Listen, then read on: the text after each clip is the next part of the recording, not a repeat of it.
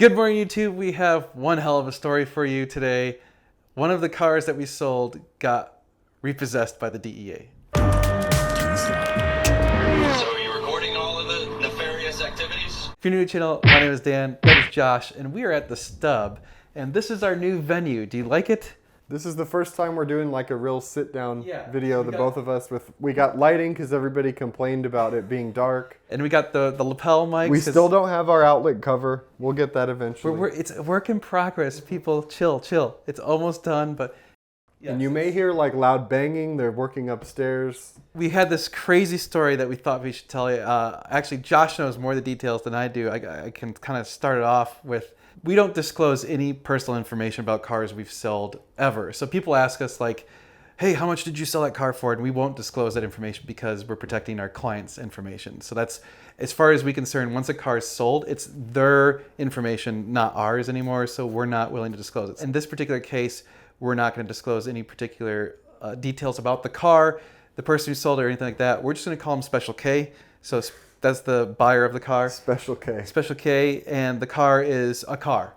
We'll just go with that. It is a supercar. It is a supercar. We'll give you that, okay? So, dude reaches out. I think he reached out to us through Facebook and says, hey, I'm interested in the car. And he says, hey, could I pay part of it in Bitcoin? And of course, Dan's like, no. And I was like, wait a minute, hold on. We can make this work. So we did the deal. He paid about half of it in Bitcoin, half of it in a wire. He even flew down to Austin. Yeah, he saw the car in person. Nice guy. Test drove it. So nothing out of the ordinary. Everything's good. Whatever. He does the deal. He wants us to do a Montana LLC, which fine. That's no problem. So I do the paperwork for all that. We ship the car out to him. Everything's good. Send the title. Never hear from him again. Yep. Then I get a interesting email or call from the Texas DMV. Yeah, oh, that was right away. That was probably like 2 weeks. 2 or 3 weeks after, and they're like, hey, we need you to send all the paperwork you have on this car to us because we think you're illegally selling buyer's tags. Apparently the dude got pulled over on the East Coast somewhere, and they thought his tag that we put on his car was fake. Well, then he got pulled over twice in the same day. Twice. And I understand, they're not used to seeing our license plates out there, so whatever. I sent everything to the DMV, and he's like, okay, this looks good. Apparently the police over there called the Texas DMV and said, hey, we have this illegal tag. And they were like, no, it's not illegal. So that was fine, but I was like, that's weird. Yeah, we haven't never had that happen before. Then like 6 months go by, no, more than that. I don't know. It's been a while. 6-8 months go by. I get a call, and I pick the phone up, and he's like, hey, this is so-and-so with the DEA. And I'm like, I don't think so, dude. And so I was like, who is this guy calling me saying he's from the DEA? And so I talked to him for a minute, and it turns out he actually is with the DEA. And he was asking me all sorts of questions about this car. And I was hesitant to answer him because obviously it's just a random guy. I could call anybody and say I'm with the DEA and say, hey, I'd like information on this or whatever. So I was like, I need some proof of, send me something so I know this isn't bullshit. So he sends me a subpoena signed by a judge. And I was like, all right, I guess this is legit.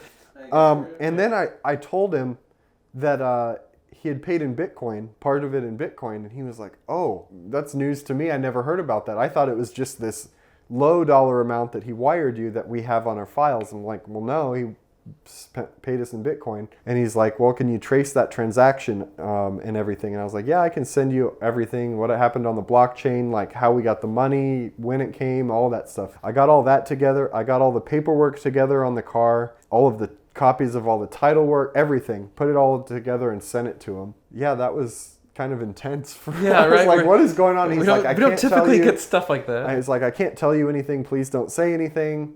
Don't mention any names, yada yada. So I was like, okay, whatever, that's fine. And Dan and I wanted to do a video about it. Yeah, but obviously we couldn't. Like, we can't.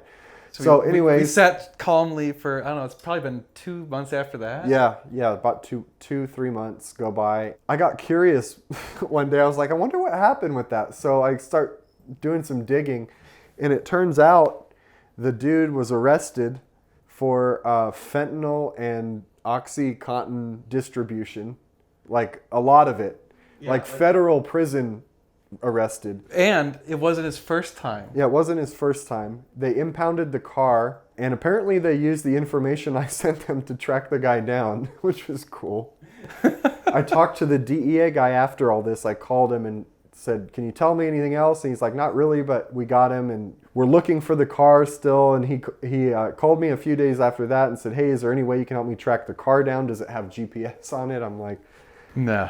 "Call the manufacturer. Maybe they have some kind of thing that they can help with on that." But well, then they did find the car, and a relative now has the car. We think. We think, because somebody reached out to us recently and was like, "Hey, I'm related to so-and-so and I need to find the title for this car." And I'm like, "Well, I sent all the title work to him 8 months ago, all made out to his LLC." And they're like, "Well, we need a title and we're trying to do something with the car." And I'm like, "I don't know." So I called the DEA guy back again, and he's like, "Make sure they have proper paperwork, and you can tell them whatever you want, whatever." So I was like, "Okay." So we helped as much as we could, but it came to the point where we're like, we can't do anything else. Yeah, I mean, they had power of attorney and whatever, so we knew, like, at least we're CYA. What's interesting is that this relative says that they were trying to get the title for some unknown reason, but DEA dude said that the car was impounded and was sent to the federal auction. Maybe they're DEA guys trying to get them to track maybe the the title down. DEA or wants the something. title, but the weird thing is, like, they're the DEA. They could just make a new title if they really wanted I guess, to. yeah. The funny thing is, like, they keep asking us for the title, and we're like, we sent it. Like, we don't have it, and once we've done all of our side of the paperwork, that's it. Like, No, we're I done. sent them copies of everything signed over to them. It's like, I don't know what they want us to do. it's interesting though. But yeah, so that's what happened with that car. I wish I could tell you what it was, but Yeah. you maybe could probably make guesses. Yeah, and you could probably Google stuff and figure out stuff, Yeah. but we can't disclose information. That's a new one for us. We've had some weird stuff happen. Back when we did Turo, we had some crazy crap happen. Yeah. And I've had lots of stories, nothing with the DEA, but I had like investigators reach out to me before trying to track people down, and they got a hold of me based on, information I had, the cars I sold them. People are crazy. All I can say is, if you're going to buy an expensive car, make sure your stuff's in order, because if you're buying it from a legitimate dealership, they're going to do everything by the book. We do everything by the book. So, like, people have asked us, "Hey, can you take cash?" And we're like, "Sure, but we're going to file the paperwork to let the government know that we received cash from you." So if you're trying to do something on the sly, Yeah. hey, that's not our problem, man. And a lot of dealerships maybe would do stuff like that. CNC Motors, for instance. Right? Just do your due diligence. If you're buying private party, and ask for a copy of the title so you can verify it.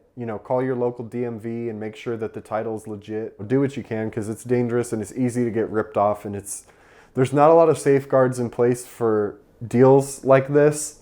It's easy to forge a lot of this paperwork, so just be careful out there. And don't do drugs, kids. Don't do drugs. Well, illegal drugs.